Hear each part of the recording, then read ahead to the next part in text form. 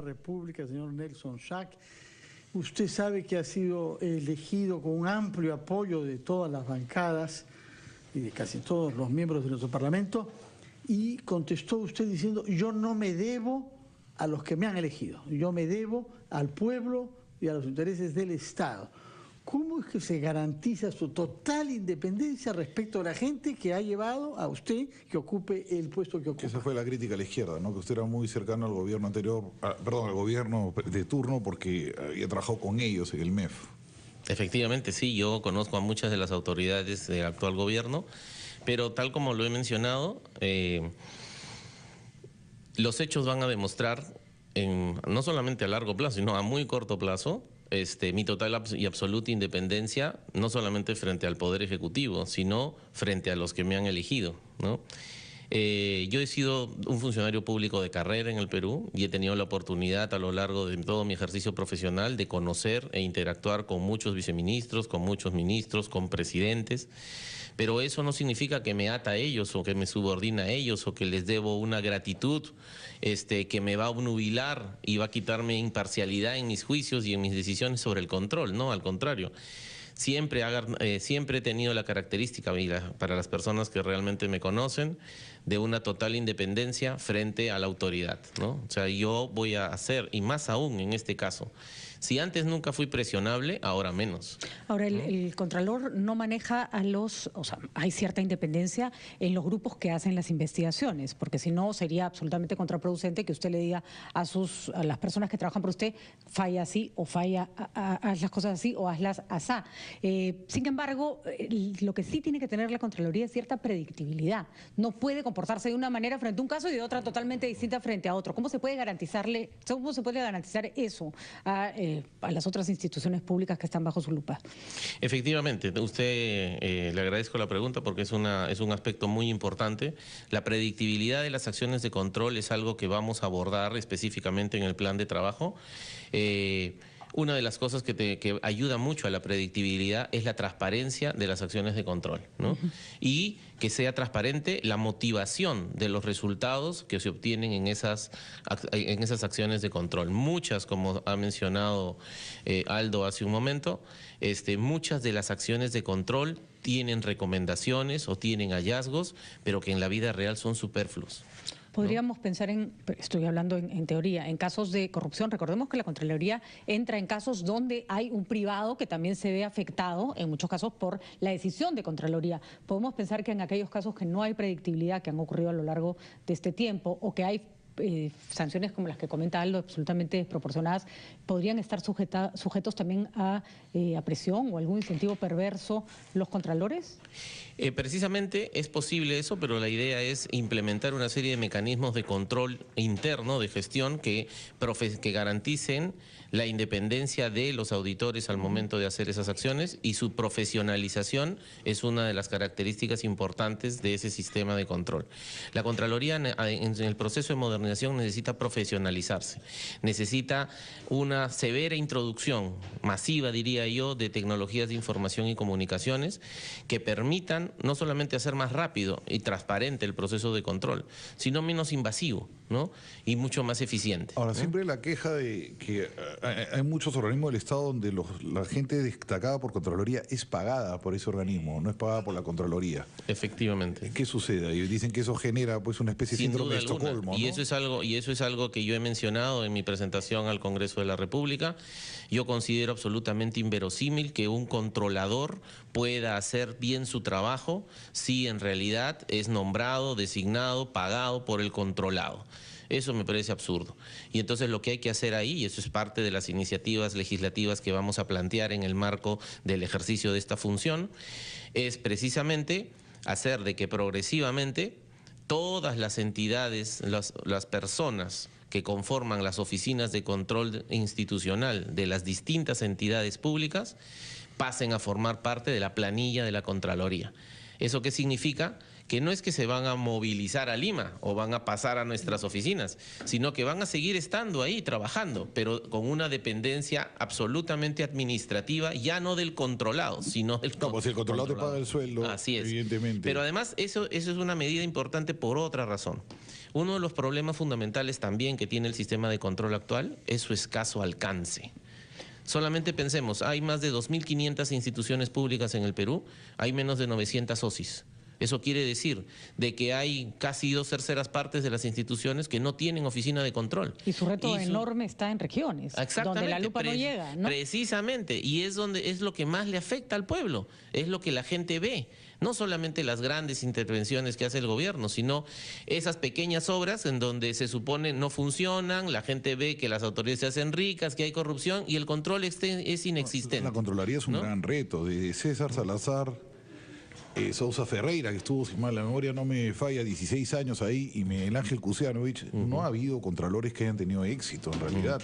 Solo No, es más difícil tener éxito cuando hay más plata, además, en ¿no? realidad uno ve la lista de controladores y no contralores y ha sido patética, ¿no? Bueno, vamos a hacer un enorme esfuerzo, vamos a constituir el mejor equipo de trabajo posible y hay un tema importante que yo quiero destacar, ¿no? A diferencia del enfoque del control que siempre ha sido tradicionalmente liderado por muchos de los señores contralores que me han antecedido, digamos, yo espero que el conocimiento del objeto de control que tengo yo y el equipo que va a trabajar conmigo que es el conocimiento profundo de la administración pública, permita realmente hacer que esto funcione mucho mejor. ¿Hay suficiente recurso humano para los planes que tiene? ¿De dónde los va a sacar? Vamos a tener que hacer una serie de concursos y buscarlos. Yo creo que sí hay, tanto dentro de la Contraloría, hay gente honesta y calificada que ha sido marginada sistemáticamente. Les vamos a dar la oportunidad de poder acceder a ciertos puestos de responsabilidad. Va a tener que enfrentarse. Kusianovich, sí, se acuerda, Ugarte, Omartaro y Pachillá se enfrentó a Belaúnde siendo el populista. Sí. Bueno, desgraciadamente, o para bien diría yo, yo tengo claro que no voy a ser popular, ¿no? No tengo ningún interés Nunca en serlo. sabe, Entonces, hay que tomar las decisiones que hay que tomar, ¿no? Bueno, si hace su trabajo popular con la población, será. Sí. Señor Schalck, usted ha sido elegido por 7 años. Efectivamente. Lo que lo convierte en la primera autoridad elegida que estará en funciones durante nuestro bicentenario. Usted es el primero que llega a esa calidad. Y tiene tiempo, en consecuencia, 7 años es un largo periodo, para implementar reformas de largo aliento. Usted ha priorizado el tema de la modernización digital. Cuéntenos, por favor, hasta qué punto esto no es solamente un juego de espejos, sino una realidad para darle más eficacia y más rapidez al control. En varios sentidos, señor Carvalho. En primer lugar, por ejemplo, ¿cómo se hacen las acciones de control ahora? Se despliega personal que van a hacer las acciones de control, van las sociedades de auditoría, hacen auditorías financieras, se instalan en las instituciones durante semanas, a veces meses, y lo que hacen es revisar un montón de papeles que en la sociedad de la información están en las bases de datos. No necesitamos ir a una entidad para preguntarle cómo está su proceso de contratación. Bastaría con enlazarnos automáticamente y sin discreción de la autoridad con, por ejemplo, la base de datos del SEACE. En otras palabras, una de las cosas que necesitamos hacer en la Contraloría es interoperar con todas las bases de datos administrativas en el Estado. Otro ejemplo. Todos los funcionarios públicos presentamos, yo tengo que presentar la mía ahora, la declaración jurada de bienes y rentas. Pero, ¿qué hacemos con esa información? No podemos saber si realmente lo que se ha presentado es lo que debería presentarse. ¿Cómo saber si yo he declarado una casa y tengo 2 casas? Precisamente, en lugar de hacer el trabajo 7 manual... u 8, como algunos funcionarios. Sí, efectivamente, debemos interactuar con la base de datos de registros públicos, ¿no? Porque la lógica de la información de las declaraciones juradas es poder apoyar un análisis de desbalance patrimonial, ¿no?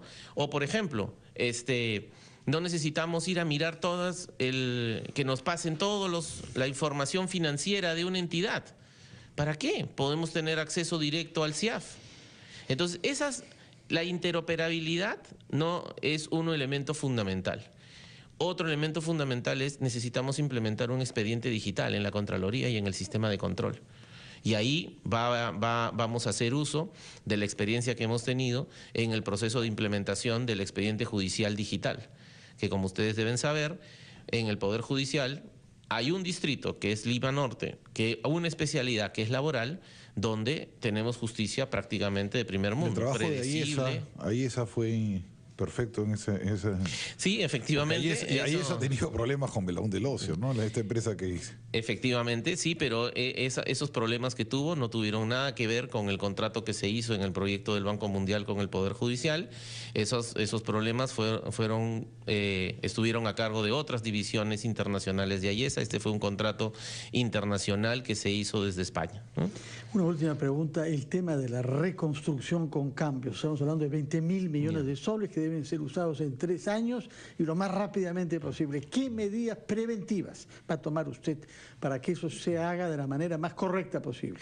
Bueno, primero vamos a tener, para poder diseñar de manera más eficiente nuestro proceso de control, tanto simultáneo como posterior, necesitamos conocer en detalle cómo va a organizar el proceso de despliegue la autoridad de la reconstrucción con cambios, ¿no? Es por eso de que tengo previsto tener una serie de reuniones con el señor Pablo de la Flor y con todo su equipo a partir de la próxima semana, porque no tiene sentido diseñar un proceso de control si no vamos a saber cómo está estructurado la organización para la ejecución. ¿Y eso cuánto tiempo puede llevar, diseñar un proceso de control? Nosotros tenemos, una vez que el Poder Ejecutivo apruebe el plan de la reconstrucción de acuerdo a la ley, 15 días para poder presentar y aprobar nuestro plan de control, ¿no?